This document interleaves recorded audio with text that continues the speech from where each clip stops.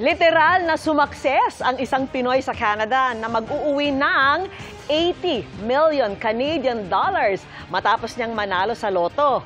Ang napanalunang katumbas ng mahigit 3 bilyong piso, saan kaya gagamitin ng maswerte nating kababayan? Nakatutok si Mav Gonzalez. I had to wait Saturday, Sunday, Monday, right? So when we went to church, I placed it in my duffel bag and I just like sit down like this, like yeah. Halos walang mapaglagyan ng tuwa ang kababayan nating si Justin Simporio sa Canada nang mapanalunan ang 80 million Canadian dollars na jackpot prize sa loto roon.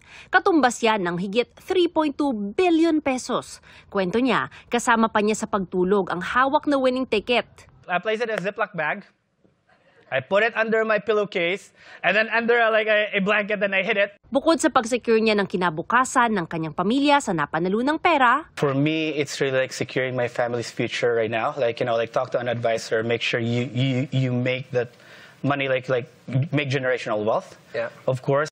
kasama raw sa mga gagawin niya sa pera ang pagtulong sa pagbabayad ng student debt ng kanyang kapatid at ang makapag-retire ng maaga ang kanyang ina. And I have like family set up, my daughter, my wife, my mom. Plano niya rin daw tumulong sa kanilang mga kaanak dito sa Pilipinas, pati na rin sa komunidad ng Surrey, British Columbia, kung saan residente siya ng 4 na taon.